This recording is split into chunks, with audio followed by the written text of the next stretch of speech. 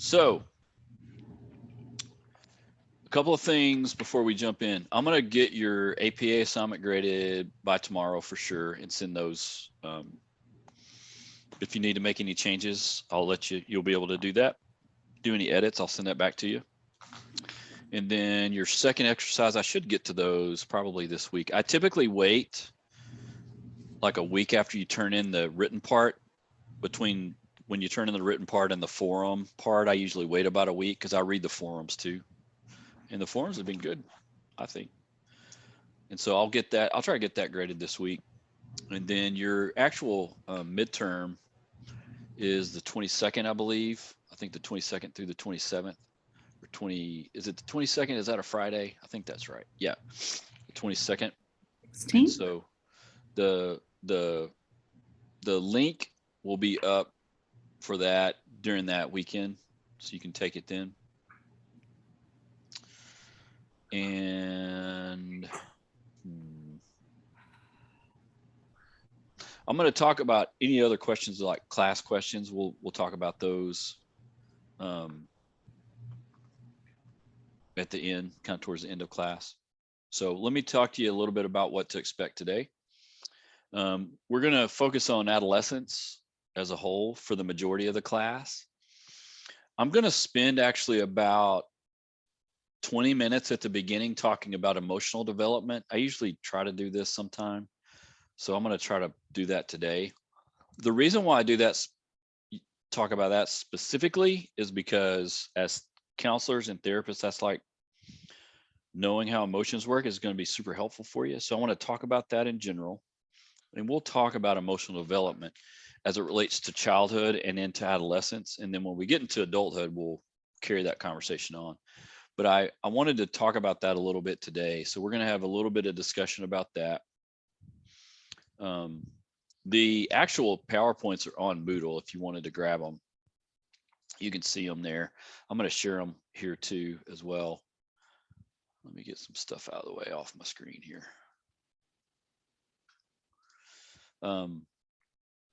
So what I'm going to share in terms of just a little bit about emotions is not meant to be the full, this is everything about emotions in 5 minutes. It's going to be, we're going to talk about it as it relates to how human beings how emotions work, what they do and what they don't do. We're also going to talk about it a little bit clinically. I'm going to give you a couple of visuals that I actually use with some of my clients to show them with how emotions work. The reason why I like having this discussion fairly, I try to have a discussion about emotions in most classes I take, mainly because emotions are a little bit misunderstood, and we also like to avoid them because we don't like them as people most of the time. What we know now is that if we think about emotions in terms of like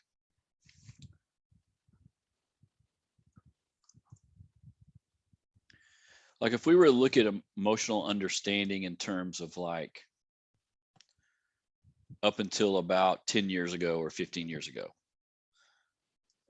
it would not be uncommon for us to not have a great, healthy understanding of emotions.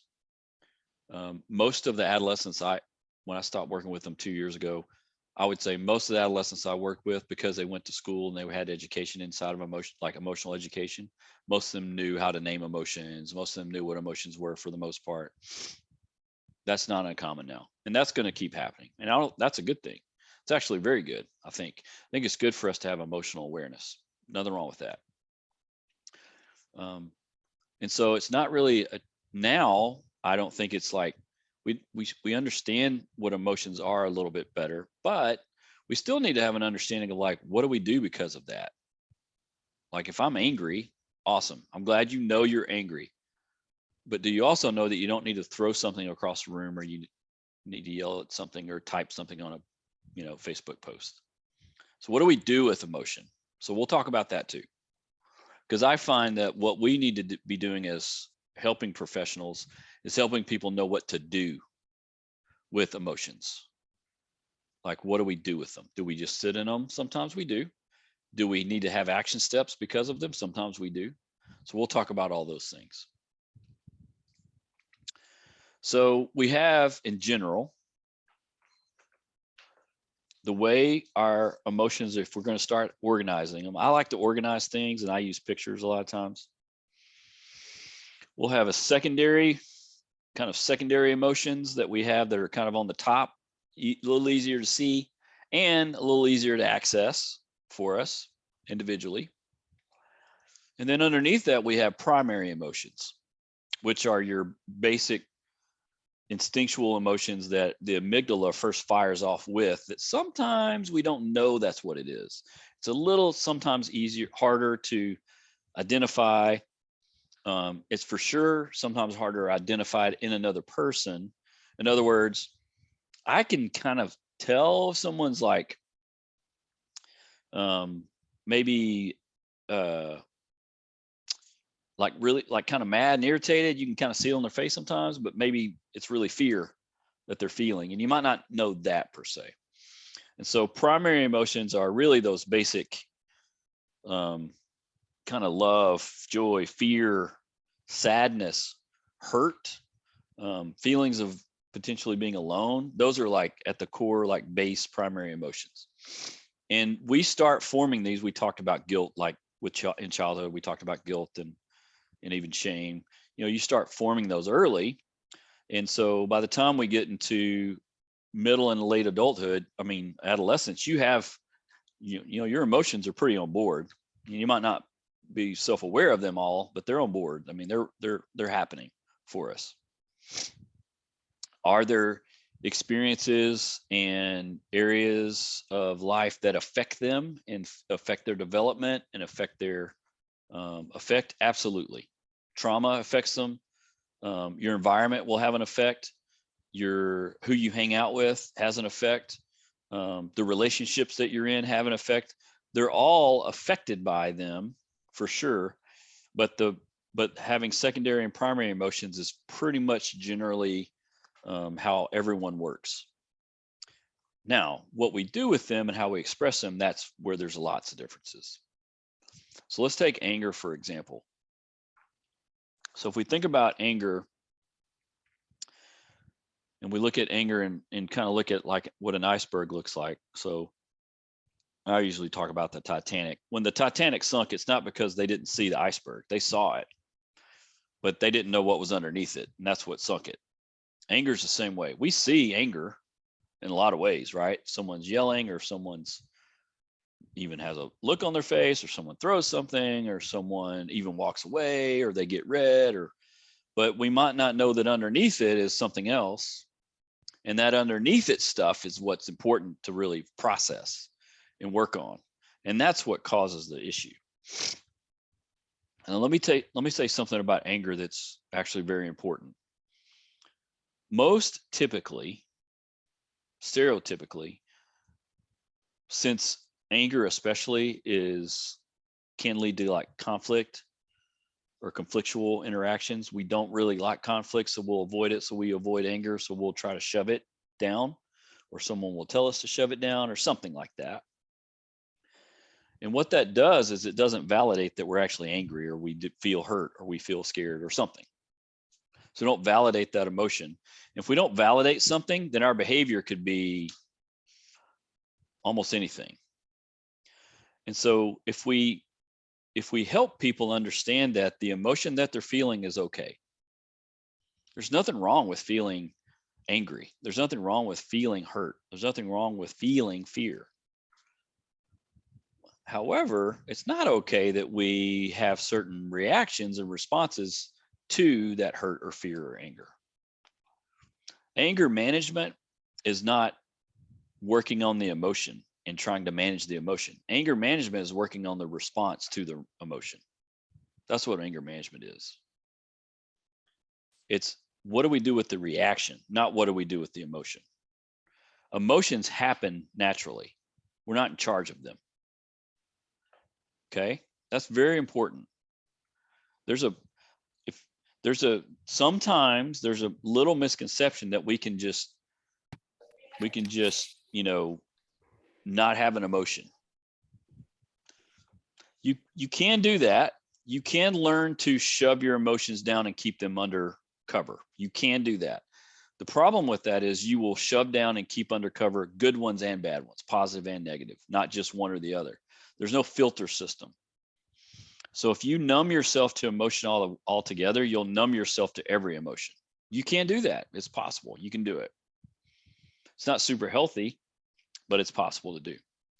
Having said that, it doesn't mean that there isn't a time or place to talk about it either. But we'll talk about some of that as we go. But in terms of anger, since I brought up anger specifically, because you'll have a number of clients that are coming to you because I've got an anger problem, and you don't have an anger problem. You got a response to anger problem. That's really the issue.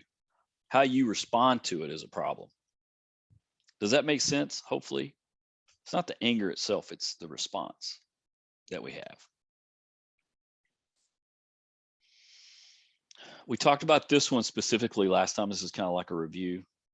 Having pride, shame, embarrassment, guilt, those things, and how parents' responses to kids' behavior influences them.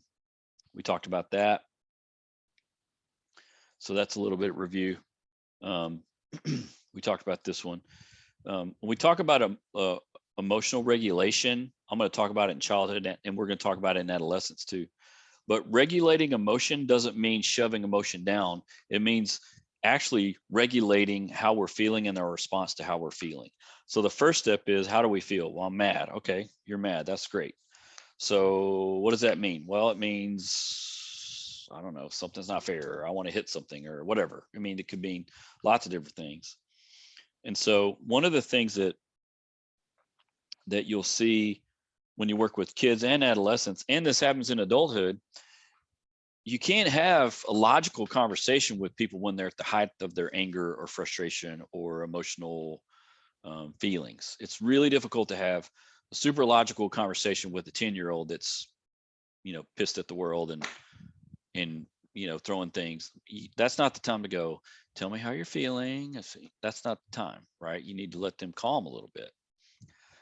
Well, the same is true for adults. It's not the time to have a deep philosophical conversation when someone's mad and they're really upset and they're really escalated. That's not the time.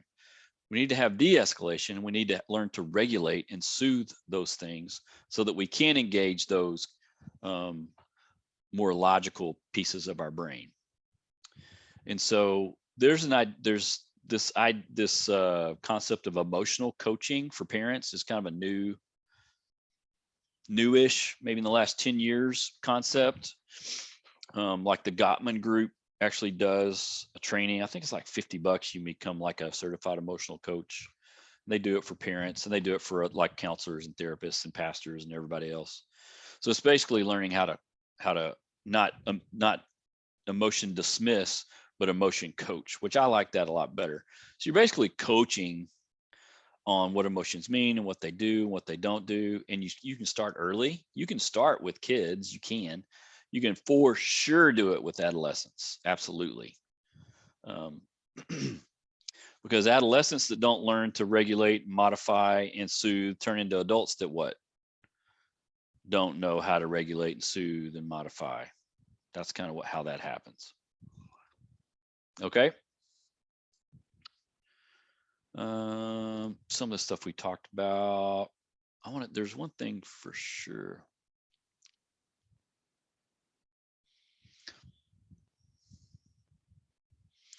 This is something that I haven't shown this particular one to my clients, but I've got something kind of like this that I even work with my clients on. Now I do emotionally focused therapy, so we talk about emotions quite often, but typically if we have some event trigger, it could be any kind of event that will trigger something, there's a primary emotion that happens first that is going to have some kind of secondary emotion. If that primary emotion leads to intimacy and vulnerability, and someone's like taking care of that, like notices it and actually responds to it, validates it, don't have to validate behavior, but it validates that primary emotion, we will actually form deeper connections with people. If we don't, we'll go more towards the kind of get rigid with people. And eventually, if we have an event or an interaction and it leads to like that fear or something happens and that person in our life doesn't really validate and kind of shoves it away and doesn't take care of that vulnerability, eventually we'll either do one of two things. Number one, we'll just stop interacting, at a deep level for sure, and we'll lose connection with that person. And we might even start attacking and criticizing and blaming and being defensive. And I mean, there's all kinds of things that happen out of the fact that whenever someone is feeling a primary emotion, that is a time of vulnerability that they're feeling, especially if they express it. The problem with it is they don't always express it as, I'm feeling really hurt right now and I need some help. That's not how it comes out sometimes. Sometimes it comes out as throwing something across the room or yelling or being disrespectful or being quiet or something like that, right? But underneath it is something else. If we can learn what's underneath that and try to validate that, whether it's a fear or a helplessness or a shame that they're feeling, you really start driving connection with people.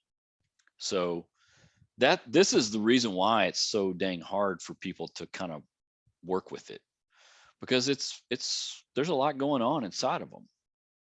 And I'm going to give some examples of all this. The one thing to remember about emotions overall in general is that emotions are data. They're not directives. They don't tell us what to do. They give us information about something, but they don't tell us what to do. They also have no memory. They just have a context. So we have emotions that we experience in childhood, let's say, that we might feel in adulthood. Same emotion, different context, right? Same emotion, maybe different outcome, let's say. This particular bullet point is very important when we talk about trauma, especially treating trauma, grief, trauma, loss, because our memory is emotionally, our emotions are attached to an event, a traumatic event, and they glob onto and attach to it. Even though maybe we've moved forward physically, but our emotions are attached back at that event. And one way that we help people that have gone through trauma is to help them release that emotion from the event and bring it forward into the present, which is really difficult to do based on what the trauma was or what the event was. Does that make sense? And I just gave you like a 5-second definition of trauma work. It's obviously more intense than that, but that's the general that's kind of the new way of looking at it. We used to look at trauma work as talk about something over and over and over and over until you're desensitized to it. But what we realize is that all we're doing is desensitizing people and re-traumatizing people over and over and over. So the goal of trauma work is not to tell the story enough times so you don't feel it anymore. That's not because that doesn't happen. And actually, we know it doesn't happen brainwise because we can see brain scans of people as they tell traumatic stories over and over. The same parts of the brain react and respond every single time, even if they act like visually like they're fine. They're really not. So our emotions aren't tied to memories per se. They're tied to a context or something that's around them. Okay. We talked about primary and secondary, and they happen, and it's okay if they happen. No big deal. All right. If you have a sheet of paper in front of you, or if you have your computer or a phone, what I'd like for you to do is pick that up or get a pen or something. What I want you to do is, I'm going to give you like a minute. So this isn't hard. If you wouldn't mind taking about a minute, and I want you to write down every feeling, every emotion that you feel right now. If it's one emotion, if it's 10, I don't care what it is. Take about 30 seconds and write down just any emotion that you're feeling.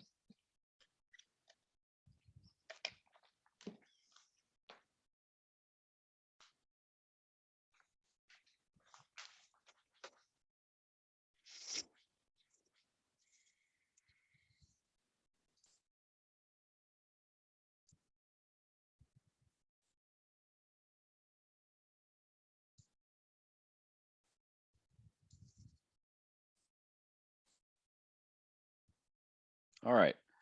You could have one, you could have 10. I'm not going to ask you what they are, and I'm not going to ask you to share it with anybody. This is your emotion. You can have it. Okay. But I want you to keep it in front of you, and I want you to keep it there. And we're going to reference it throughout the rest of class. Okay. And why I'm doing this, I actually do this exercise with my clients as well. And you'll kind of see what we're doing as we go. Now, let me take a step back real quick, because I just sped through, this emotional kind of development area pretty quick. This won't be the last time we talk about it, but I wanted to give some foundational kind of some things underneath. Are there any questions that you have about any of the things that we just talked about before we move to the next thing? Can you please repeat the activity? Yeah, absolutely. Yeah, all you're doing is taking a piece of paper or your phone or whatever and just writing down whatever emotions that you feel right now, whatever they are. That's all I want you to do. And we're going to use that throughout the rest of class. I actually started doing this with my telehealth clients because it's a lot easier to do this way than it used to be. Any questions about anything we just talked about?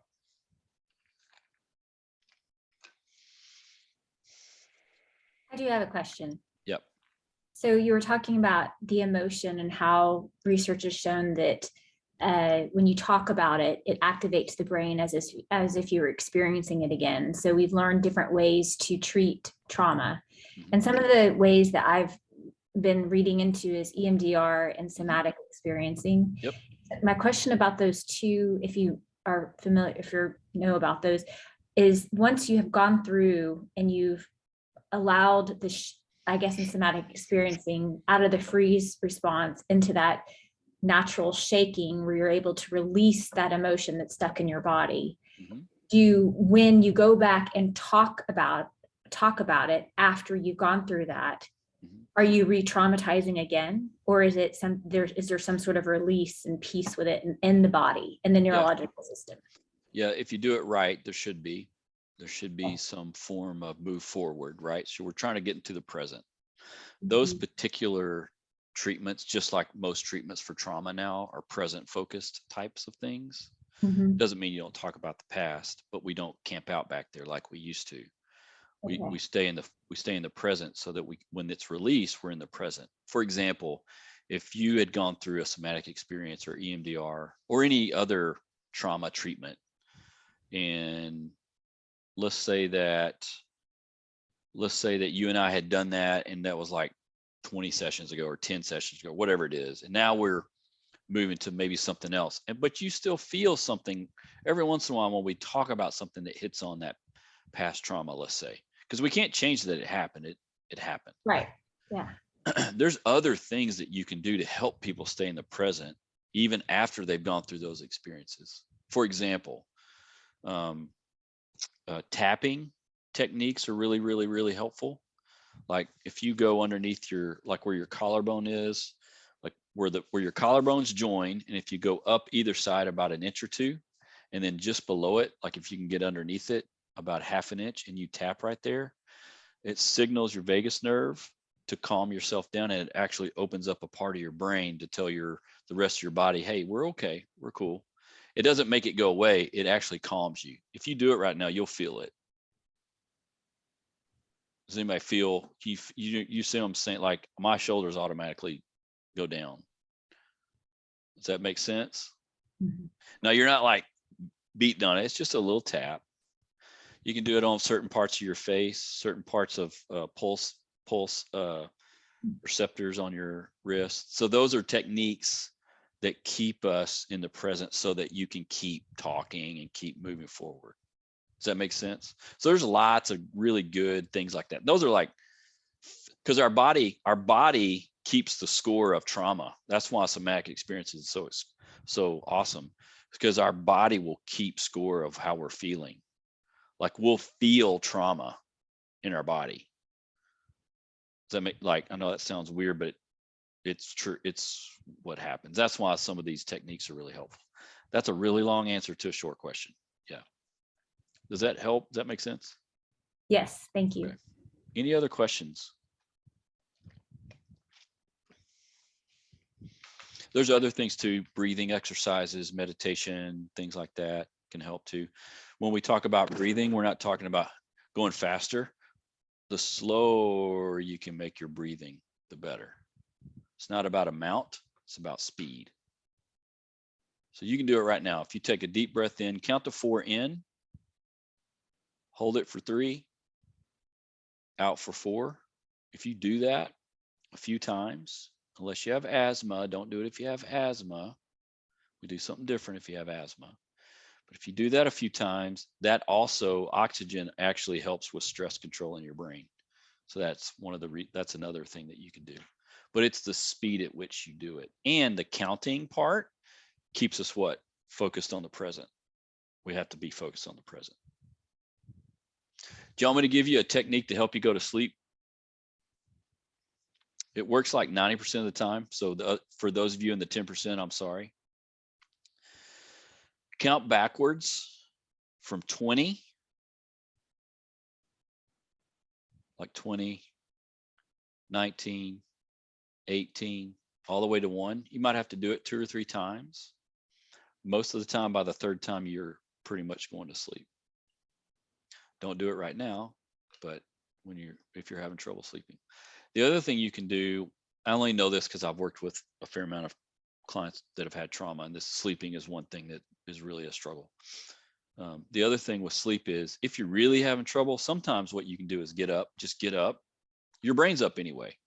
Just get up, walk around, maybe kind of do a reset of activities. Like you don't have to go through your whole routine, your bedtime routine, but kind of a reset of activities. Like sometimes I'll just get up, I'll walk in my office, I'll sit down at my desk where I'm at right now, and I'll just get back up and walk back in and sit back down. I might read on my phone because I use like this orange light thing on my phone, and usually that helps. So things like that can help because we're basically trying to fool our brain into shutting down. It's kind of what we're doing. This is all free information. This has nothing to do with what we were going to talk about today. Thanks, Allison. You got us off on the rabbit trail. All right. Any other questions about emotions before we keep moving forward? Okay. Let's jump into the adolescent world. And so to do that, the first thing we're going to do is we're going to jump into breakout rooms. We're going to try to do 2 rounds of breakout rooms. We're going to do one now and one at the end. And so what I want you to do, this is going to be super easy. I'm going to try to keep you in kind of small groups too, because I want everyone to share. So I want you to share in your breakout room. You're going to have to go back into adolescence. So for me, that was a few number of years ago. All right, you're going to go back in adolescence. And I want you to share with the group what your friends, either a best friend or a group of friends, would have said about you. Like, how would they describe you? How would your friends or people that you hung out with, how would they have described you back then? And just share that with the group, okay? And we'll do that I'm going to give you a little bit of time because I'm kind of making you think a little bit. And I'm going to put you in a little bit smaller groups, but you'll see it pop up on the screen and you guys can jump in there.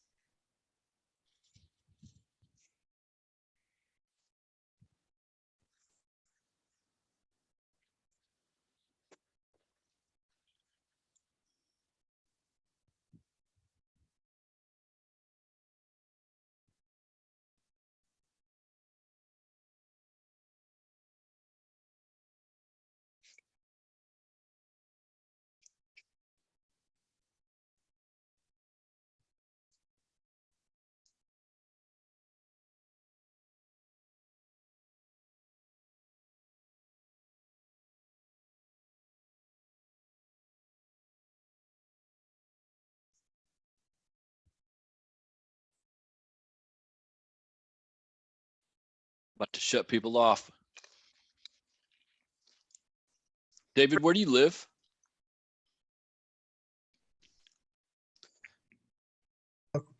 I live in Plano. Plano. Okay. Are you closer to like the Dallas side of Plano or the Allen McKinney side? I'm right in the middle. Right in the middle. Yeah. Yeah. Plano's so big, people don't realize it. It's like It huge. is, yeah. Yeah.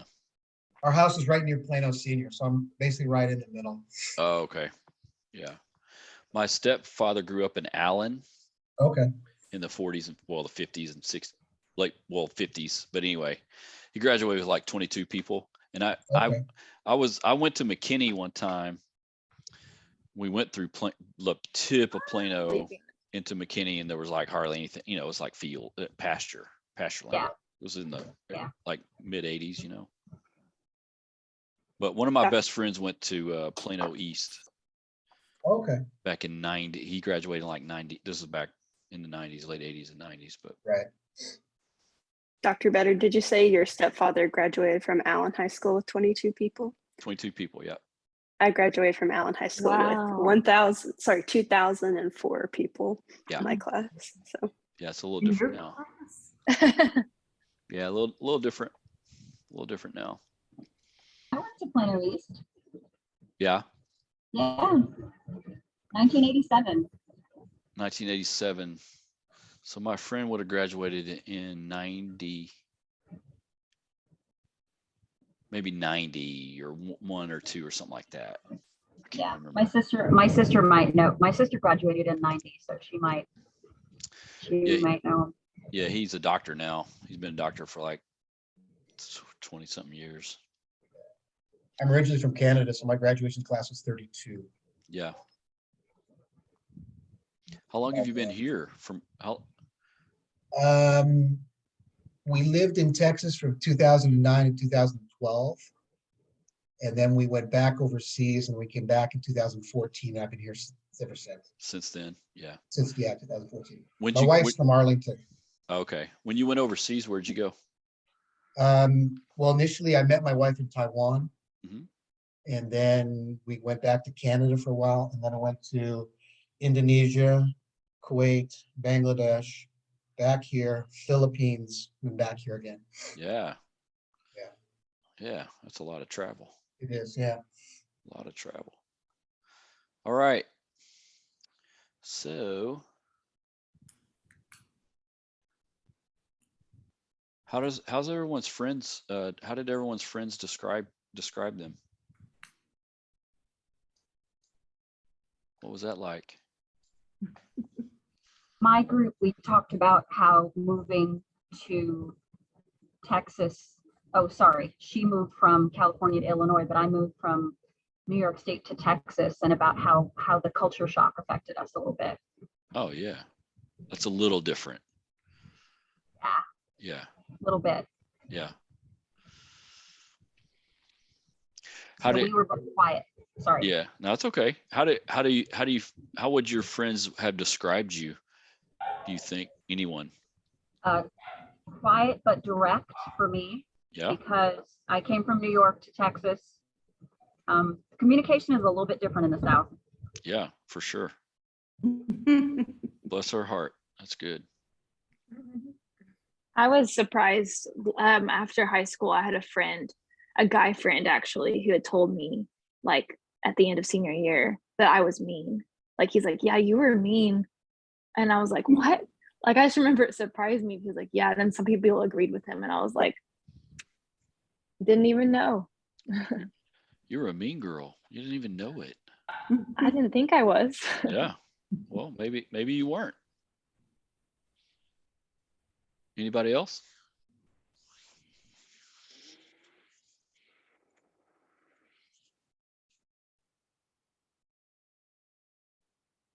quiet and shy. Yeah, one of the reasons I like this activity, I do this with adolescents. So in order to get them to talk about themselves, you can get them to tell you what their friends say about them. Because really, then what are they doing? They're telling you what they think. Does that make sense? But instead of saying, tell me about yourself, Well, they don't, Mhm. they're going to do that, but they'll tell you what their friends think about you, you know? And one of the reasons why we do that is because adolescents in that stage, they're going through lots of things, obviously. One of the things that's starting is their identity is starting to form. And they may or may not like it, or they may or may not know that, or they may or may feel weird, or, there's all kinds of things that are happening. And so when we start talking about identity, we're talking about some pretty big concepts. And one of those is how they see themselves and how other people see them. Because they start to worry a lot about how other people see them. A lot. And that doesn't necessarily just poof go away, but that's a big deal in adolescence for sure. And it's kind of like, do they like what they see is also another thing. Like, am I okay? So I'll give you an example. My son and I went on a golf trip with my dad about 3 weeks ago or something like that. So my son's 15, and this is the first time he's played a full round of golf. Like we've gone to Top Golf and driving ranges and things like that. But he really wanted to start getting into golf. And I said, well, let's just jump in. So we jumped in with both feet, and he rolled with my dad, which was really good. My dad's a really good teacher. He's really patient. He was not patient with me, but he's really patient with my son. And at one point, my son said, Pops, I know you're used to playing with other people that are better than me, which is basically him saying, I'm insecure about this. I don't know if I'm any good, right? That's what teenagers do, right? They communicate in a way of, it's almost like self-effacing almost a little bit. Of course, Pops is like, well, I love you, Cade. We don't care. You're great. You're doing fine. We don't care where you hit the ball or, whatever. That's fine. But that's kind of adolescence to a certain extent. But and that's true even if they look like everything's fine. They could look like everything's fine, but inside they might not be sure. And that's kind of something that's happening, and that starts happening around that 12, 13-year-old time frame, and it might carry into college and a little bit beyond sometimes. So when we talk about adolescence, we can really look at it at 3 levels. The first level is the junior high, kind of like 6th, 7th, 8th grade time frame. So 12, 13 into that 14-year-old time frame, maybe 15. The second time frame is we can box it by high school, so 15 to 18-ish, something like that. And then the third time frame really is like 19 to 25. And adolescence is kind of stretched in length over time. It doesn't mean that people that are 22 can't function and they're not adult. It doesn't mean that. But it means that the process of adolescence itself actually is a little bit longer than we kind of thought it used to be. And it used to be different, right? 200 years ago in an agrarian society, we were already, by 15 and 16, 17, we were working in either on a farm or a ranch or something, right? And a lot of times we were married, maybe we almost had a kid. I mean, it was just a different time. As industrialization happened, that means that people went to the cities for work. So then they didn't do that at 15, 14, 16, and they maybe did it at 20. And then education became big. And then all of a sudden we had people, going to get a college degree that normally wouldn't get a college degree. My grandmother was kind of rare in our little hometown. She went to SMU to get a college education, which was super rare back in the, back during World War II. That's what she did because that's what her parents did. Her mom actually got an education, which is super rare back then. But now it's not, right? You got, like, we have a lot of ladies here that, 200 years ago, you might not have been here, right? And guys too, we might not have been here. It might have been something different. Does that make sense? So over time, we've just had things happen that have stretched out this process of going from childhood to adulthood. And that process typically is adolescence. And so that's what we're going to talk about today. We're going to mainly focus on the first 2 phases. We'll pick up the third phase when we talk about adulthood, because when we talk about adulthood, we'll really talk about like mid-20s all the way up into the 80s. But today we're going to focus on that junior high and high school level. And I'm kind of curious as we start, do we have any folks here that have good memories of junior high and high school? Because just because you went through it doesn't mean it was bad. Sometimes it's okay. I'm just curious. I do. Yep, good. That's good. Okay. One of the reasons why I asked that is because we tend to have a belief that adolescence is automatically negative and automatically bad, and teenagers are demonized to a certain extent and have been for a little while. There's a video that I've placed on Moodle that I'd love for you to watch. We're not going to have time today, but it's a video done by a researcher in the UK. And I think she does one of the best jobs of kind of aligning out just generally what adolescence looks like, but also what their research is showing them, and talking about how, to a certain extent, the adolescence and teenage years has kind of been like made to kind of have a bad rap. And so we then, and because of that, tend to look at them a certain way, and that's not really helpful. And so I think if you're going to work with teenagers, obviously it helps if you like them. If you don't like teenagers, you probably shouldn't work with them. That's probably not going to be a good fit for you, because it does take a certain amount of skill to do that. Kind of like working with kids, same thing. If you don't like kids really, and you don't want to work with children, then that's not what you should do, because it takes a certain skill to do that. But that transition from childhood to adulthood is a long transition. There's lots of things that are happening. There's physical things that are happening, there's emotional things that are happening, and there's social things that are happening, and there's cognitive things that are happening. And we're going to hit all of those today.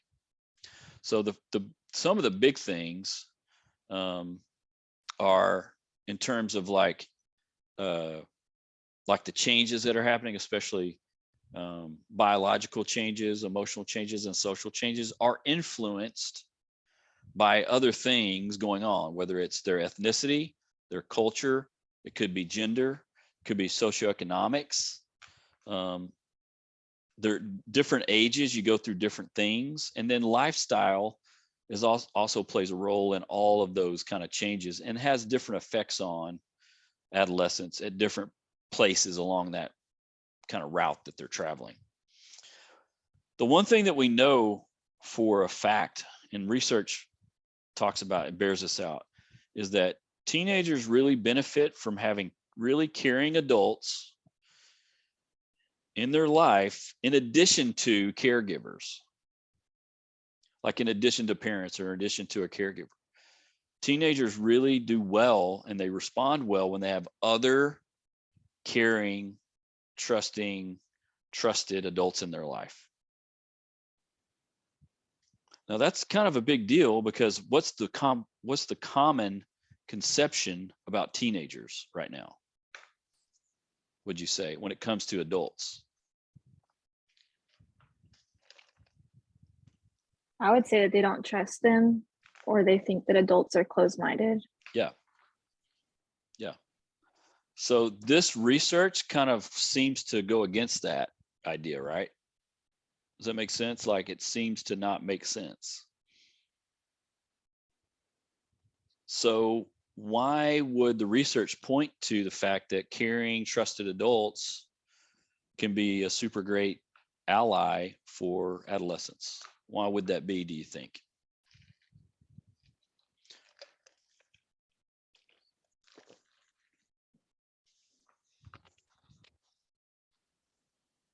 On top, mainly outside of your parents. The biggest reason is exactly what Ivy was saying.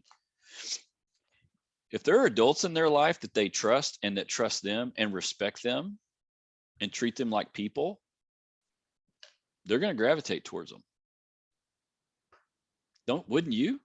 Just in general, someone that's, now I'm not saying that the adults are just kind of like becoming kids themselves. That's not what I'm talking about. Right? actually teenagers are great BS spotters. They can spot BS really easy. They're really good at it.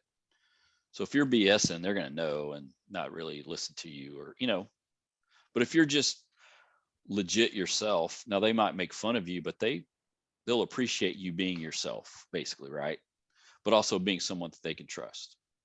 Here's one of the reasons that's really important too, is because, like, for parents, if we jump into the parenting caregiver area, as a parent and caregiver, can be really beneficial for them, because then they have another adult, another person that can be there if their teen needs something or needs to talk, instead of talking to their peers, who probably aren't going to give the greatest advice. And they're kids.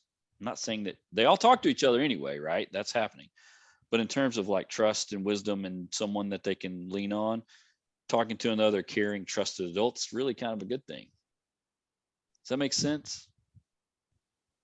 Yeah, I was gonna say that my aunt was that for me when I was mad at my parents. I remember you're supposed to give something to your parents from school or write something for them, and I wrote it to her instead because I was mad at my parents. Yeah. So I viewed her as someone that was like better, but I just didn't see her up close like I saw my parents. Sure. And that's the other thing too. That's the benefit that the other adults can have, is they're not your parents. Right? So you can give advice after advice after advice to your kid, and another person can come along and give the exact same advice, and they're like the smartest person that's ever walked the earth. That's just what happens. And that's okay. But we just know that they benefit from caring adults. And it's really important right now. I say this because there has been a systematic kind of decoupling between the adult world and the teen world that's been happening for a long time.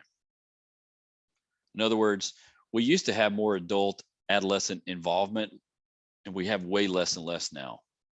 Some of it's because there's some things that are happening now in the adolescent world that adults don't understand and don't like. We could talk about gender identity. Most adults that I know and parents that I talk to don't know about it, don't understand it, don't like it. So therefore, what do we do with that? We just separate ourselves from it. Who needs more adults than those kids? Same thing. And we could talk about other issues, not just like gender identity. It could be other things like kids that just are mad. They're just upset and they're just mad. They're just having a hard time and they're really struggling. Either they're struggling because they have ADHD and they don't know how to interact with their peers, or they have a learning disorder that's undiagnosed, and so they appear to be off-putting. And so what does that make adults want to do? Pull away from them, when really they need more. Does that make sense? So it really doesn't have anything to do with like, it doesn't have anything to do with like where the kid's at as much as where the adult's at. The adult needs to be the one that can be kind of that stable place. Does that make sense? The kid's going to be up and down all over the place, but the adult can be kind of the stable place. Does that make sense? Okay. Puberty is the sexual transition from childhood into adulthood. So puberty is a big one, and puberty is one of the big reasons why kids change drastically, because when puberty happens, a lot of other biological things happen, like physical things happen, like growth spurts and hair and changes in their voice, and smells are different, and you need to concentrate on taking a shower once a day instead of once a week, kind of stuff. Lots of things are happening. And so when puberty happens, we have this time where there's a sexual awakening, basically, that happens for us as human beings, and that's the beginning of puberty, which is also a super uncomfortable time for every adult, especially parents, when puberty happens. And so that's another time that is actually an opportunity to jump in and kind of be there if they need you. One of the things that's also happened, I don't know if I've got it on this slide. Yeah, right here. One of the things that's also happened in terms of timing of puberty, like in terms of age, for girls, it's becoming earlier and earlier, and for boys, it's becoming kind of the same as it's always been, but maybe a little later at some instances. So there's some average times that it starts. Like for boys, it's kind of like 10 to 13 and a half age time frame. But for girls, it can be from like 9 to 15, which is 9 and 10 is pretty early, but that's happening more and more now, even 11. And so when that happens, you've got some other areas to think about, whether it's like thinking and talking about sex, like they're like, I'm not talking about sexuality I'm not talking about gender discussion. I'm talking about your biological set, like sexual desire, sexual urge. Those things are starting to come online really, really quickly. And so within a year of like puberty starting, you kind of have that full range of like sexual thought is there at that point. And so that's something that when you have clients that maybe come in, that's something to kind of think through when you're meeting with parents and talking with them about it. Because a lot of times they'll be open, like, hey, they'll say they've gone through the change, or they're in puberty or whatever. You can ask them like, hey, have they gone through puberty yet? Or have you noticed anything different? That kind of thing. Because there are physical changes too that happen. But the sexual awakening piece is kind of the biggest part, which again is a normal developmental process that has to happen in order for us to be adults. So that's just one thing that has to happen. The other thing that's happening neurologically is the connecting fibers between the left and right hemisphere of the brain start to really join during our teenage years, adolescent years. I think I mentioned this last class where there's those couple of times where the brain's super duper active, and this is one of them. The brain is super active right now and at this time of life, but it's active in a different way than it was back in infancy and toddlerhood. It's active in a way of like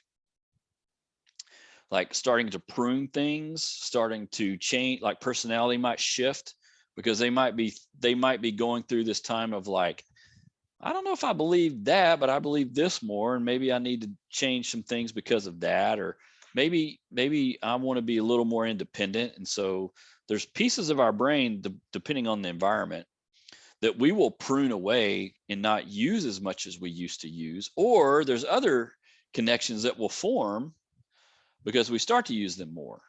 And that's all happening during adolescence. And it's one of the things about the video that I put on Moodle. She does a really good job of kind of talking about this, and they actually show some functional MRI scans of teen brains, which is really, I love stuff like that. Super fascinating. Neurologically speaking, this is a super exciting time for teenagers in terms of neurology. I mean, it's super fascinating, the things that are happening in a fast pace. That's the other thing. And so there's one thing, I'm going to skip through some of these things because I want to see. Yeah, let me stop here for a second. This has something to do with kind of neurological piece that I was just talking about. Like if we throw in the topic of like substance and alcohol use, let's say, if we just kind of throw that into the mix, right? Puberty happens, and then we throw this into the mix with all the neurology that's happening. So one of the things about substance use in general, and that's true of anything that affects our reward system, right? So that could be sugar, it could be nicotine, it could be caffeine, anything that affects our reward system. Okay, we all have a reward system. At the heart of the reward system is a neurotransmitter called dopamine. Dopamine's the feel good, right? So if something happens that's good, we do something that's good. Serotonin's the other one. But if we do something that's good, or we take something that tastes good or feels good, dopamine just rushes in, and it feels good. It just brings us to life, right? Depending on whatever that substance was, or that whatever that was that we took in, it gives us an instant reward and gratification. If we keep doing it, we keep getting what? Instant reward and gratification. Eventually that slows down enough that we have this set point that we have. Everybody has, like, it's called a hedonic set point. It's like the pleasure principle of our brain. Everyone has a set point where our pleasure principle kind of, we revolve around it. As we have our reward system go and go and go and go and go, that set point raises. So in order for us to hit it again to feel normal, what do we have to do? We have to do more of whatever that was, or use more of whatever that was. Does that make sense?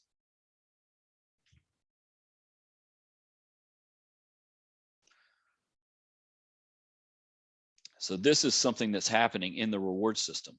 The other thing that's happening simultaneously is our prefrontal cortex is not online yet.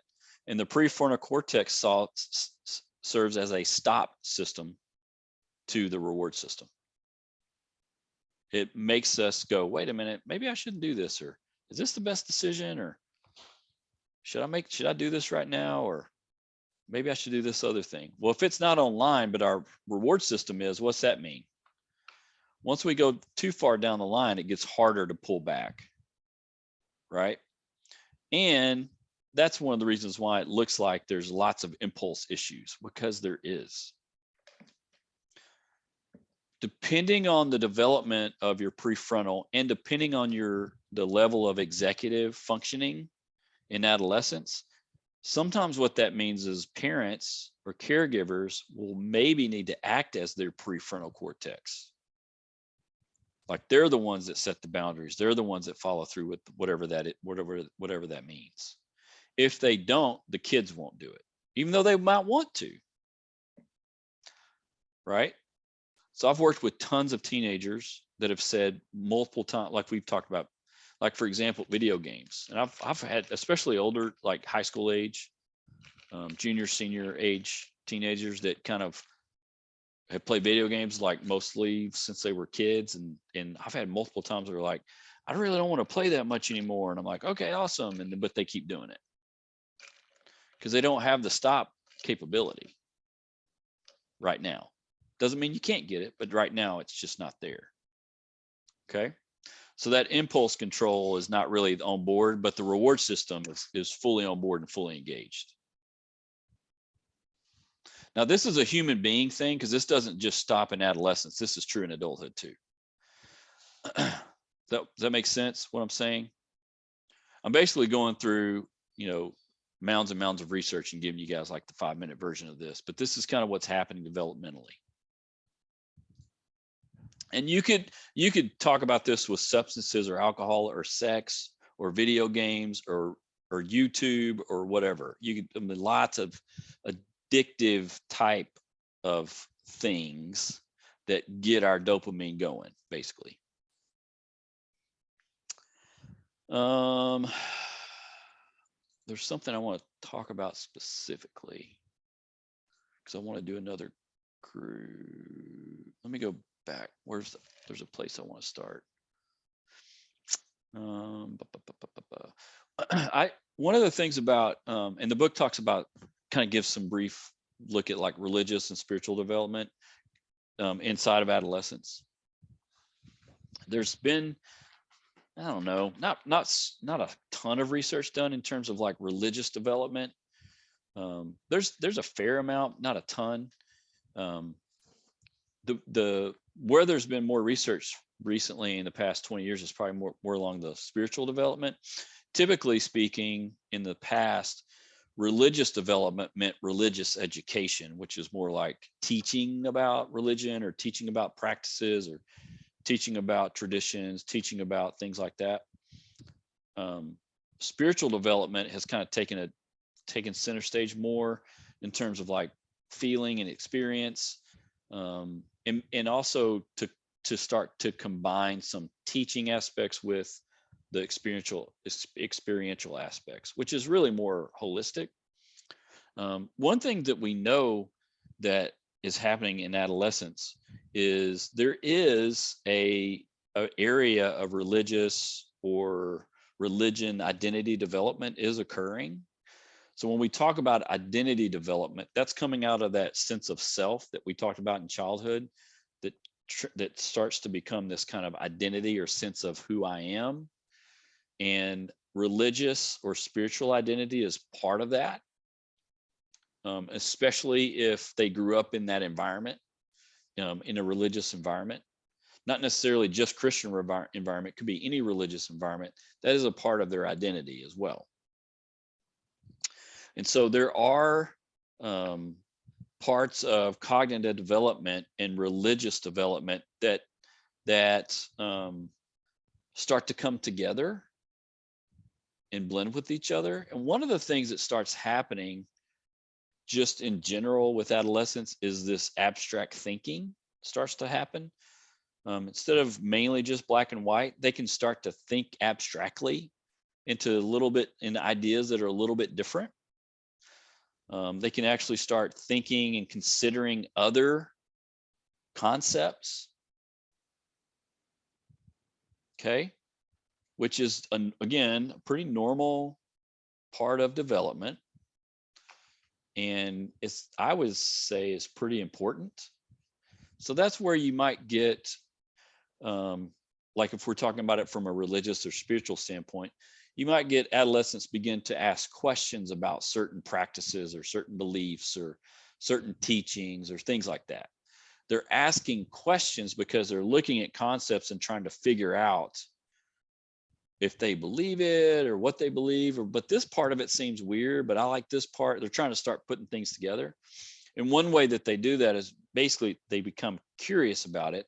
Unfortunately, it sometimes comes across as what?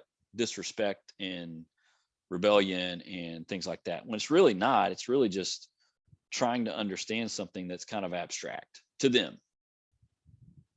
And to adults, it might not be. Because adults have the ability to what? They've already gone through that process.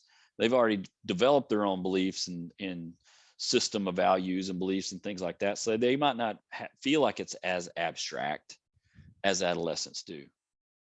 But adolescents might feel like something might be abstract. And not just in religious and spiritual development, that could be in other areas as well.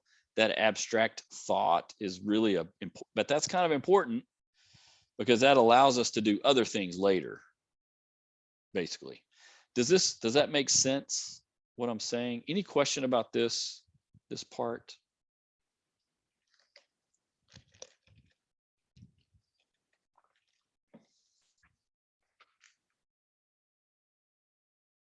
Okay.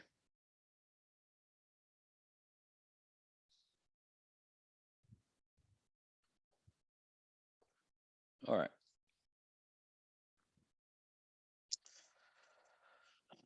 All right, let's do a group. We're going to do a breakout room before we do the last piece of class. We're going to kind of talk about this from a kind of a more family caregiver kind of look. And we're also going to talk today kind of towards the end about like social media, screen time, things like that, video games. We're going to talk about some of that stuff kind of towards the end, because that's just a big part of adolescent life. But what I want to do, let me stop sharing so I can see everybody. Okay. So we're going to, same groups, we're going to jump into the same groups. Before we do that, I had asked everyone to write down the emotions that they were feeling. And this was kind of towards the front end of class. So if you joined late, you can join and do this now. It's no big deal. But underneath your list, I want you to kind of draw a line and then write down any emotion that you're feeling right now. But if you just joined class late, you can write down any emotion that you're feeling right now anyway. So whatever emotions you're feeling, whether it's 1 or 2 or 3 or like, I don't know, I'm not feeling any emotion. That's fine.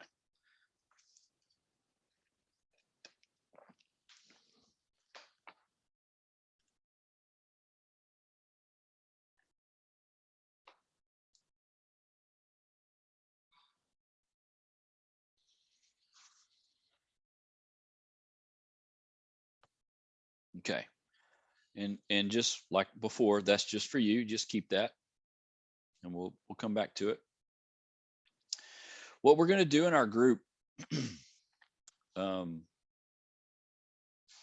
there's only like one real question I kind of want you guys to talk about, and you can talk about it however you want, but in terms of clinically thinking about things clinically with working with teenagers, when you think about working with them, whether you want to or not, like just think about, how do you feel like would be a good way to help teenagers open up? What would be a good way to help them talk about what's going on? What would be a good way to help them start speaking about areas that maybe they want help with, even if they don't know?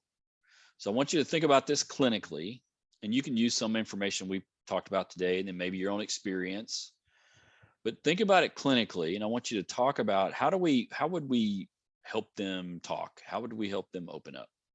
Because in general, most generally, teenagers aren't like super hyped about counseling, even though they might need that help. So what would you do, say, activities? What do you think could be helpful? All right. Now, rooms are open. You should be able to join.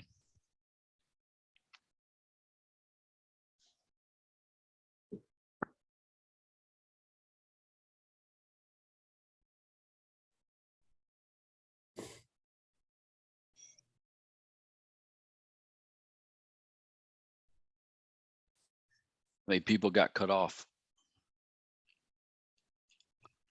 That's the only downside of the breakout rooms to me. So it was like cut you off.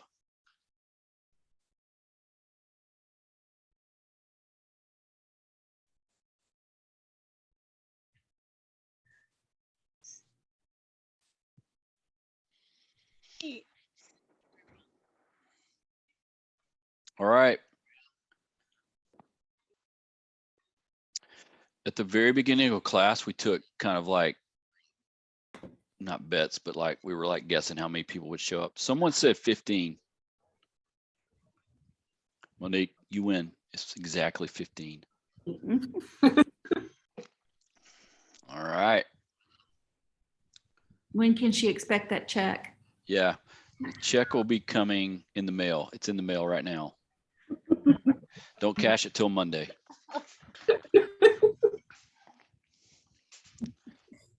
Hey, that's kind of jokey, but I only write checks now for one thing, my son's band stuff. That's the only thing in my life that's not electronic. I told the band director, I was like, I don't think I've written a check in like 5 years. I don't even remember if I know how to write a check.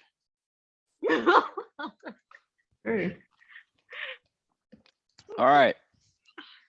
Anybody have any good creative ways to get teenagers talking? What do you guys think? You hear me? I can. Oh, okay. I was on mute. So one of my favorite questions to ask my kids, because I've raised teenagers, is what happens in the lunchroom. Yeah. And they usually, I've learned all sorts of things from just like who's the different groups, and then from what they eat, and then who makes homemade sandwiches, who eats them. I mean, I just learned so much about their friends just by the question of simply, what happened at lunch today? Yeah, that's good. So. Yeah, that's good. Yeah, lunch is a big deal. For sure. Anybody else? Add to that, I have daily lunch bunches where I have groups of kids that come in, eat in my office. It gets them out of the noisy cafeteria. And I've used it to bring together groups that were having issues. And by just sitting and talking around lunch, it becomes a counseling session that isn't a counseling session. Yeah. And it's been very effective. It got to where I would have people coming up to me every day and asking to get into a lunch group, and I didn't have enough days to. Yeah. I'd have to do it over a 2-week period to get all the groups that want to come in. So what does that tell you? It's a lot of kids just wanting to connect. It's a privilege in a way too, and it does get you out of the cafeteria. Yep. And you can be more yourself, but it is about connecting with an adult. Yeah, for sure. I connect with them far more strongly than any of the people that are monitoring the kids. And I'm assuming that by connection you mean you might actually listen to them instead of you know, not listen and lecture and Yeah, and get to know what's going on with them and some of the challenges, Mhm. and the kids talk about some of the stuff that's going on and some of the stuff that they're overcoming. It makes it a whole lot easier to have those discussions, and they know that you're interested in what. yeah. The key concept to me in adolescence is listening over lecturing. That's the key. Mhm. We don't lecturing is like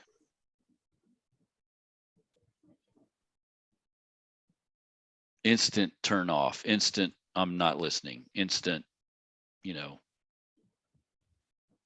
like there's no reason to, like you basically, to me, if you're going to say something, you have like 30 seconds. It's like 30-second sound bite versus listening, right? Like if you're spending time hearing what they say, unless you're asking questions, then it's a little different. So I used to have fun with junior high kids asking questions, like super dumb questions, like, would you rather fly or be invisible? Stuff like that, you know. They would talk about it. Would you rather run really fast or breathe underwater? You know, stuff like versus high school kids, like, you know, I love the cafeteria questions, or what's the funniest thing you saw in class today question, or did the teacher do anything that was weird? Or my son was talking about all the vaping that goes on and like all the stuff in bathroom, you know, they vape in bathrooms and whatever. Well, they started taking doors off the bathrooms, and that was a big topic, you know, they took the doors off the bathroom today, you know, that kind of stuff. So yeah, you just have to be kind of listening over lecturing is really important. Okay. Any other good questions? Any other things you guys can think of? I was thinking about in terms of school counselor, like when if you have that one-on-one moment, or even with the whole class, I suppose. But as a teacher, it seems like there's no time in class for things. But um, that emotions wheel, like I'm so logical that when you ask me to say my emotions, I'm like, okay, what are my options? I forget like what emotions are, because I'll put like a logical word down instead of like an actual feeling. Yeah, So sure. The emotion wheel,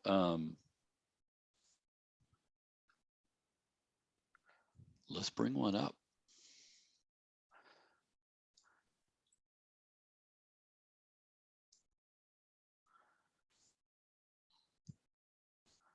This is kind of what Ivy's talking about, if you guys can see that. Oh, this is a big one. This has got a lot of them. Yeah.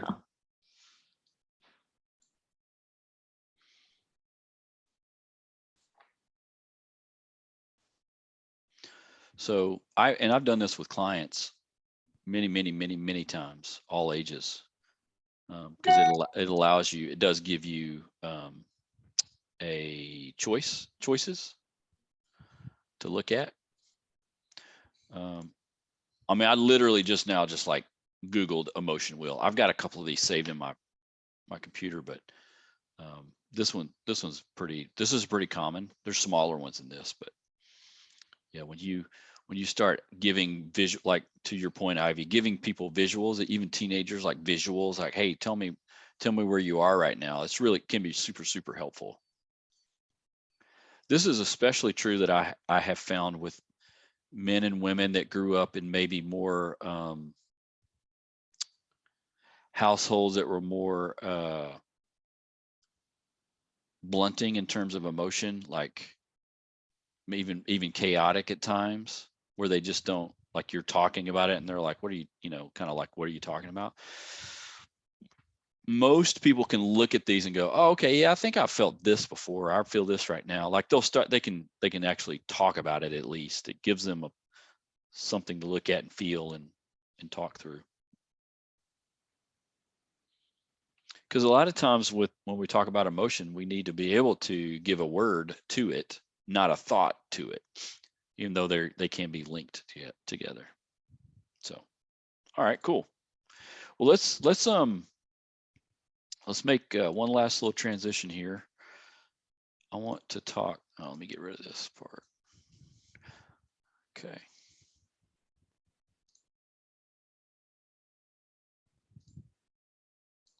Okay. We talk about,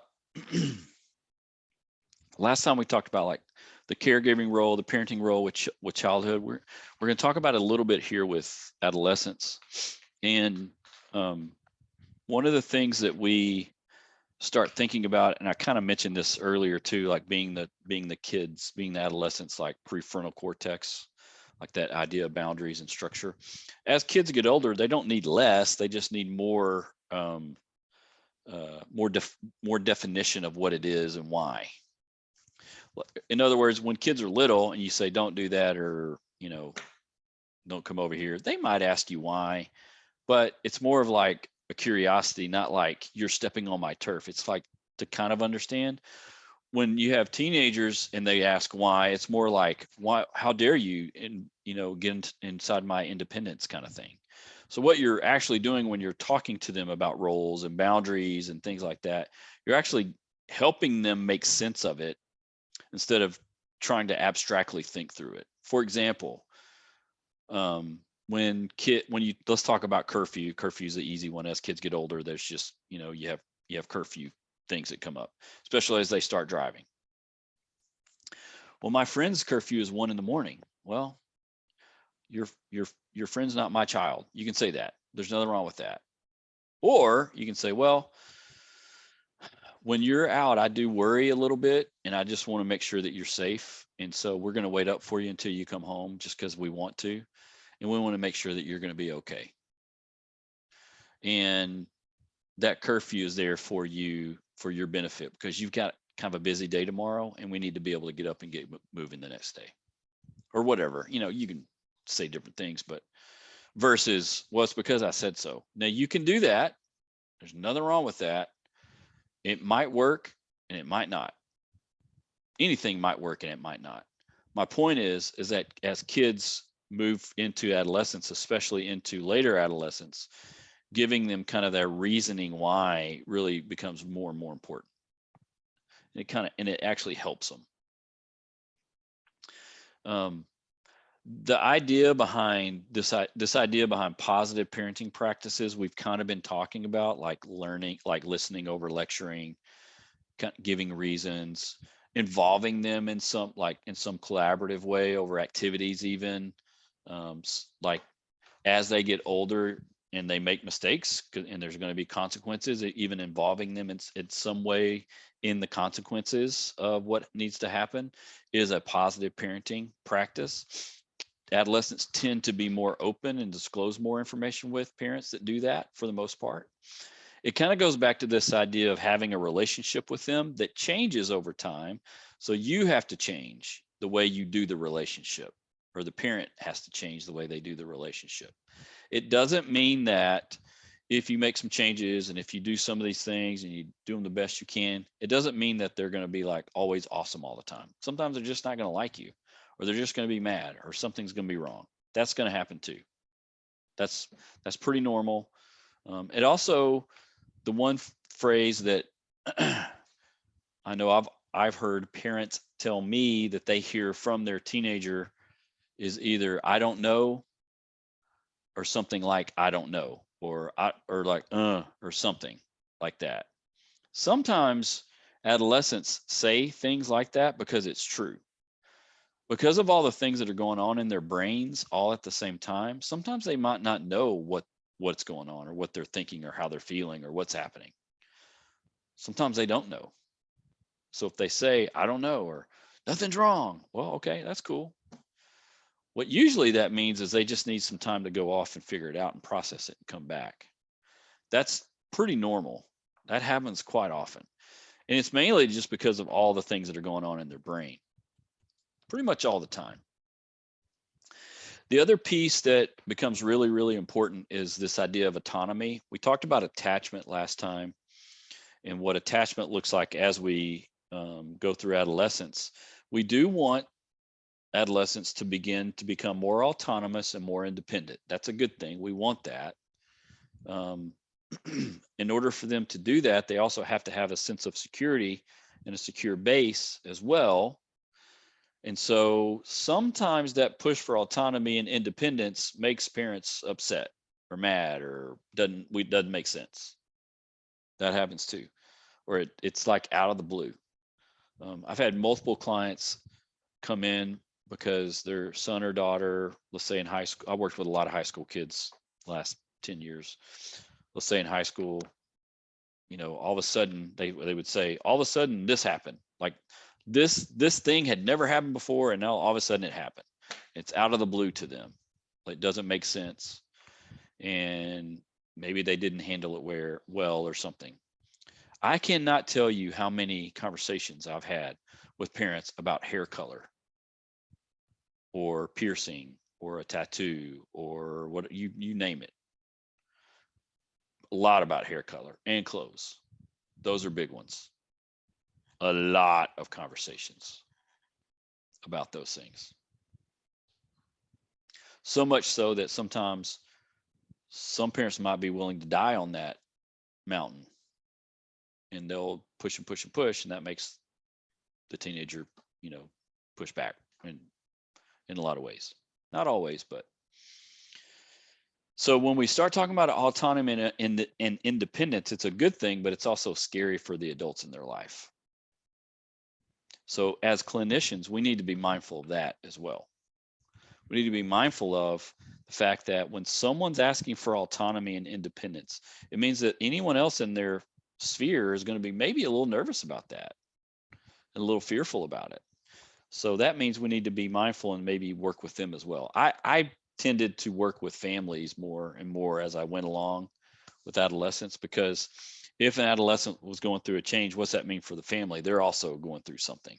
I tended to kind of work with the whole group because that just kind of helps.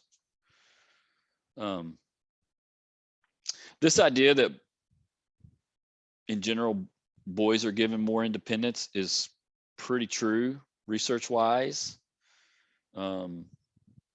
In a lot of families, and there's probably a lot of reasons why that is.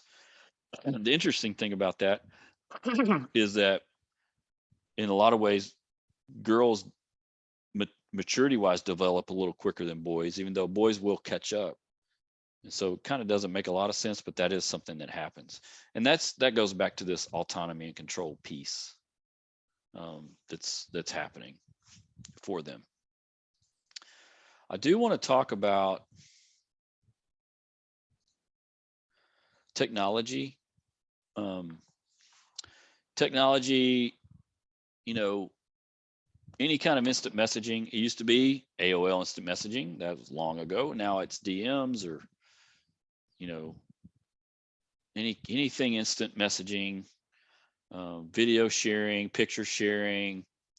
You got Snapchat, like the big ones, Snapchat and Instagram are huge, mainly for the visual piece. The TikTok is huge. Let me stop sharing for a second. I'm looking over here and I want to see you guys in front of me. So those are just big areas of focus in terms of like technology. And so looking at technology, there's going to be pros and cons to anything that we introduce into our life. And so I can say that from my experience with working with adolescents and families, big, huge changes started happening. I saw in terms of a few things when the iPhone came out back in 2007.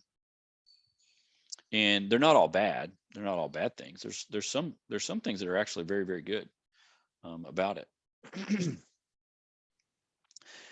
What I can also say in the last 5 or 6 years, what I've seen that's been even more, seems to be more stressful, is the way that adults now are acting with technology.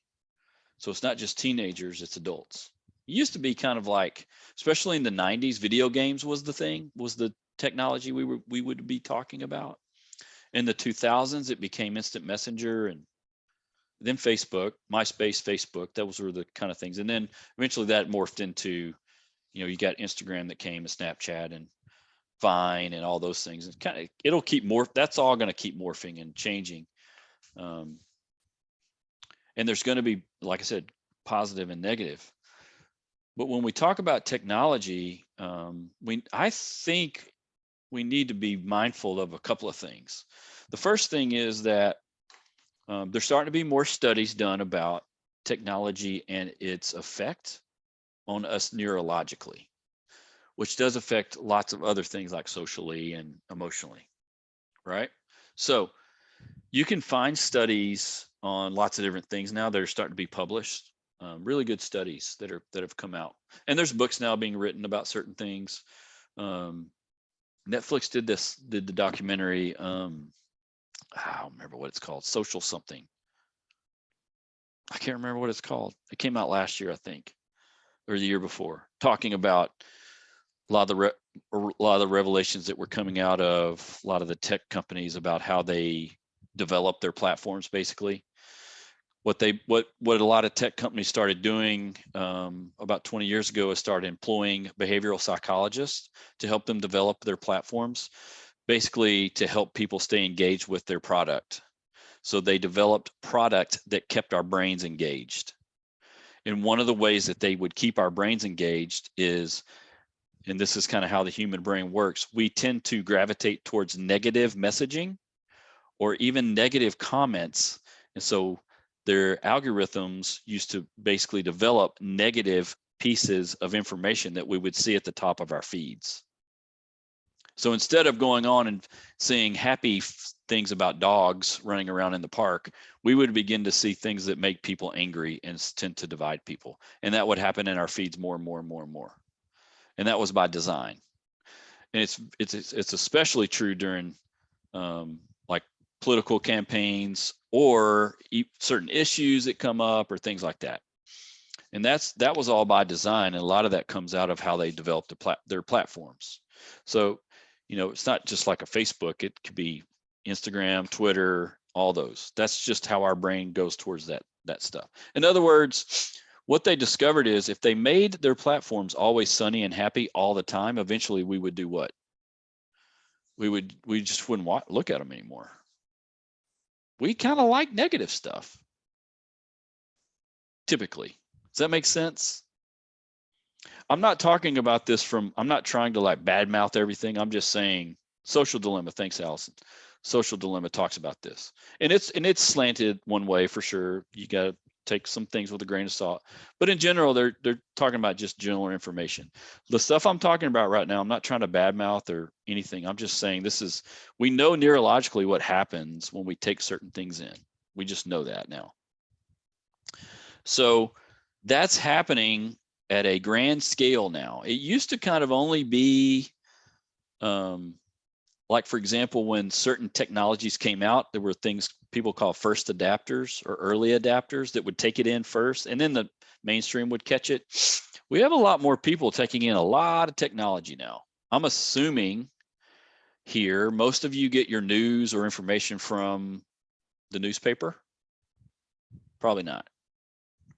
Probably get electronically. Probably get a notifications. How many notifications popped up on your screen somewhere during this class?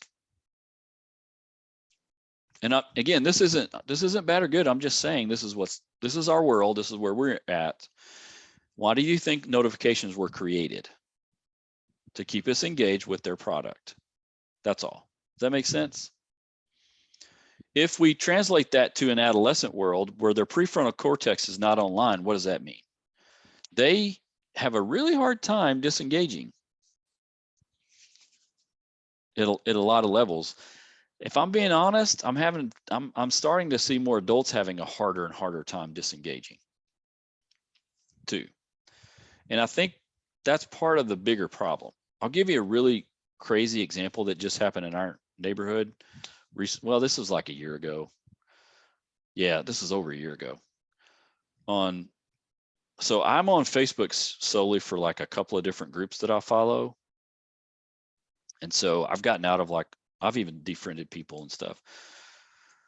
And I got off of all social media. I kept my Facebook because we do put pictures online because our parents follow our kids. But anyway, we had a mom post something about group chats between daughters. neighbors or moms and dads, can we please have our daughters stop getting in group chats? And guess what happened in that feed? A gigantic adult group chat ensued. I'm talking like 100, 150 comments. And I am the weirdo that I love reading all the comments because I just think it's hilarious. But then what did I do? I started getting more and more upset. And I finally had to put it down, and I would go talk to my wife, and my wife was like, why do you follow that group? That's so, But my point is, we now have become this kind of place where I feel like we're having a codependent relationship with some technology to a certain extent. And so we just need to be mindful of that as we even work with people. I've gotten to now when I work with couples and they talk about an argument that they've had, I ask them, are you talking about on text or is this face-to-face? Because they say them as if it's happening the same way, and it's not the same. Does that make sense? When I have people that are super stressed out, I start asking them, how much time are you spending on social media? Or how many notifications are you getting? How much time are you spending looking at news? I don't care if they're looking at Fox News, CNN, MSNBC, I don't care what news it is. How much time are you spending doing it? I'll ask them that directly. I read a wonderful article written by a psychiatrist that began doing this with her clients and began actually prescribing, instead of giving people medication, she began prescribing 3-month and 6-month social media fasts for her clients. Can you imagine not being on your electronic device for 3 months? It'd be really difficult, right? Now, I'm not bashing it because we're using technology right now, right? Technology is not bad, but it's just like everything else. We just need to be mindful of what it does to us because it does have an effect on purpose. Does that make sense? Okay, please don't go anywhere and say, Dr. Bedard got on a soapbox and said technology's bad and everything's horrible. That's not what I'm saying. It's not bad. We just need to be mindful of it. And it's in part of our culture and it's here. It's not going anywhere. And I believe it is going to have a deeper and deeper impact in our counseling moving forward. I really do. It used to not be as big a deal. The iPhone changed everything because now we have all the information we ever need right where we need. No, but we can get it right now. We can find out information, which is kind of another big issue. We don't have a problem in our world with a lack of information now. We have plenty of information. We used to not have enough information. Now we got a lot of it. We kind of get overloaded a little bit. I don't know if you guys do, but I feel like I do sometimes get a little bit overloaded. But I'm a slow thinker, so it takes me a while to kind of process information. Okay. Having said that, do you guys, oh yeah, I can share that wheel. Do you guys have any questions? Let me back off here for a second. Do you guys have any questions about anything that we're talking about today? That's a really broad statement. Any questions?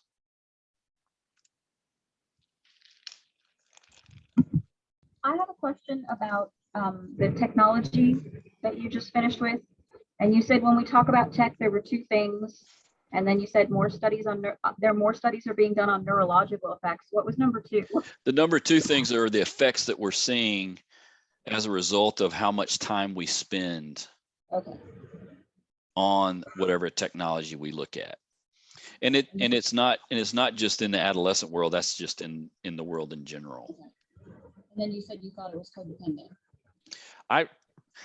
It's almost codependent in some ways to me at some level. Yeah. Codependency is this idea of like, hey, where do we end and where's this other thing begin? Yeah. It's a merging of realities. I've had lots of clients recently that are, let's say, an adult, even an older adult and an adult child that are not getting along. Lots of them recently. And it's mainly political views or some cultural view clash or something. And it's like they didn't have trouble before, but all of a sudden there's issues. And there's a little bit of codependent behavior that we have with, we can have a codependent behavior with technology. I know that sounds weird, but I get it. Thank you. yeah.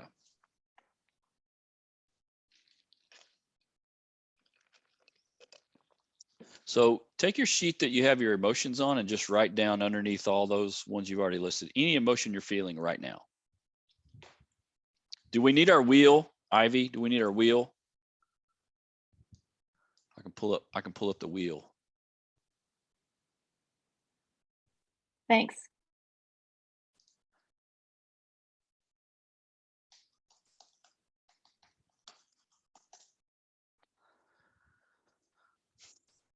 Find that sucker.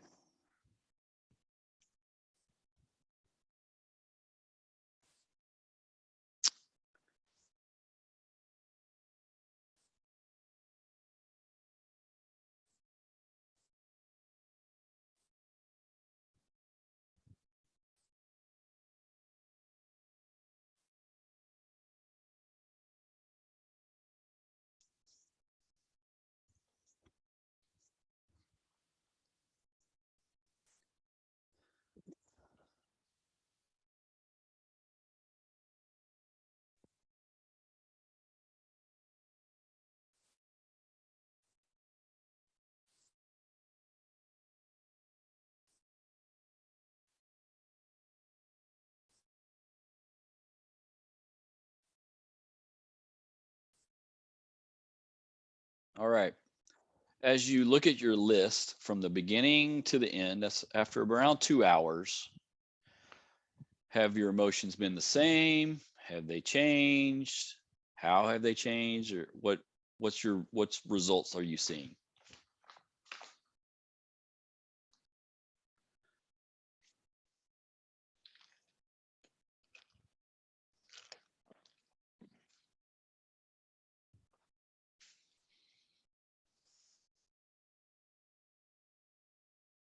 Is there any difference between the first set of emotions you wrote down and the last set? I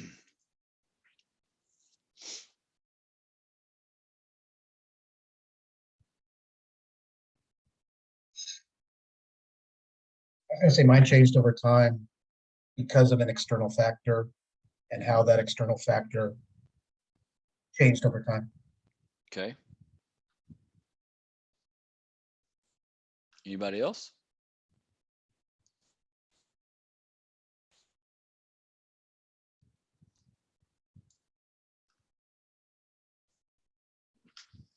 Mine pretty much stayed the same. Anxiety, frustration, overwhelmed. Okay.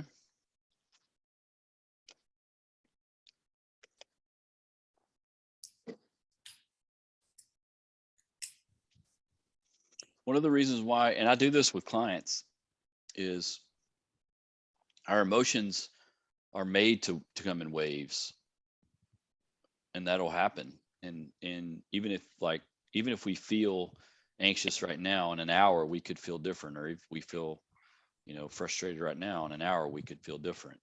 No, it will stay the same. Yeah, but hopefully, as you go through your day, I'm hoping you don't stay anxious the whole day. Hopefully, if we view emotions as coming in waves and rolling in waves, it's usually a little more helpful. And when I do this with clients, I also show that, like, I'm not going to do this right now, but I could have you guys list all of them, and they'd be different. Not everyone's having the same one. At the same time, even though we're all virtual, we could be having sorry, my dog's going crazy. We could be having some.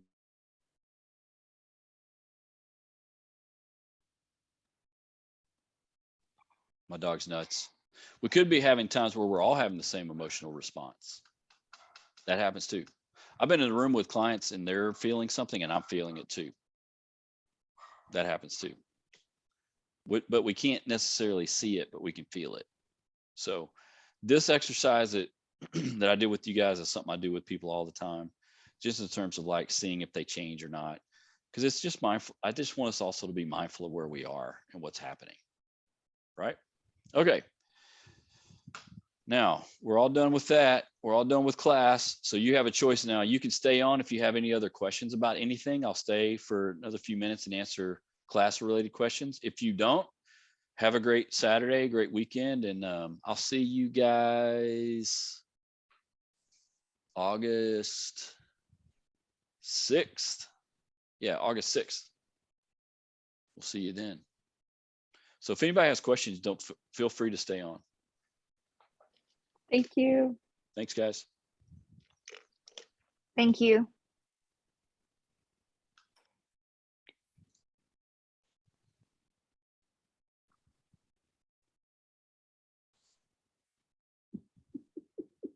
Anybody have any questions? I do. Okay. I would like some clarification about dates. Okay. Me too. Thank you. Okay, so I would like to know because, and this is just because I am so new to the system. But when you have a date from like 9/11 to 9 something, I don't know when something is due. Mhm. So for exercise 2, can you please clarify the due date for me? Sure. So this document that's got important due dates on it is where you should go. That Moodle, the way that Moodle's set up is we have to do it by week. That's just how it's set up. That's why I give you these specific. Oh, okay. And this is on Moodle? Yes, ma'am. It is. Okay. Thank you. Okay. There's a document that says important due dates, and it's got all the due dates for everything. So on the part A for this due today, it's due today, right? Yep. Do we have all day? Got all day. Okay. Okay. My dog's really loud. I don't know if y'all can hear him, but he's driving me nuts. I have a question about the APA part 1. Yeah. Is it too late to turn that in? Nope. Okay, awesome. Thank you. Because I haven't graded it yet, and I'm going to turn those back to you to get revisions, even if you need to. I just haven't gotten to it yet, so it's not too late. Thank you. Yeah. Cheryl, does this help? This is phenomenal. Thank you so much. Yeah. I did this because the way the Moodle's set up, it can be confusing. The way it looks on there. So I just started doing this. If I had my way, I'd just get rid of all the weak things. I just have something like this, but that's how Moodle's set up. That's just how it works. Okay. So the midterm, it opens the 22nd and it will close on the 27th. That's right. So we have 3 hours. Is that what I remember you saying? You have 4 hours total. 4 hours. Yeah. But the what that means is, like, if you start it and then you log out, it stops the time and saves your spot too. Okay. And that's why I give you like several days to take it. You can start and stop. Like some people will just take it all right then. Some people, it depends on schedules. Some people's schedules are better like Monday and Tuesday, let's say, versus on the weekend. Like some people might work on the weekends and have, you know what I mean? That's why I do it that way, just to make it easy for people to do. Sorry, Yeah, go ahead. Go ahead. On the midterm, is it a one and done thing? You mean like After I take it and I hit the submit button, that's it. That's it. Okay. That's it. Now you can use your study guide in your book. So, and you'll know immediately what your grade is too. Do you have test anxiety about it? Yeah, I do. Okay. I do. Only again because I'm at the end of my program. Uh-huh. I am at Texas Wesleyan, but I'm taking these 2 classes and I have an incredible GPA. I've never experienced you or any other professor at this school. Okay. And my anxiety is so bad because I'm like, I can honestly like fail this class and my whole world will be turned upside down. So that's why I am worried. Like, Yeah. yeah. Have you ever failed a class? I've never failed a class. Why would you think you would fail this one? Because I'm not familiar with you. I don't know your style.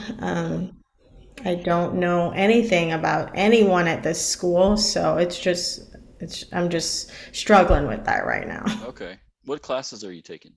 Here at your campus, Yeah. I'm taking you and I'm taking Dr. You mentioned his name, Advanced Counseling? Oh, Levi Armstrong? Yes. Yeah. Yeah. Yeah. Yeah. So that's just my, Yeah. that's just Well, how I'm feeling. I have a feeling you're going to be great. Okay, well, I mean, I always do my absolute best, so Yeah, of I'm course. hoping that's the case. Yeah. Yes. Yeah. This is the class. My classes are not designed to fail people. Like I'm not trying to trick anybody or anything, really. I just want you to learn. Now, the study guide is pretty tough. I will admit that. It's hard because it's a Yeah, lot.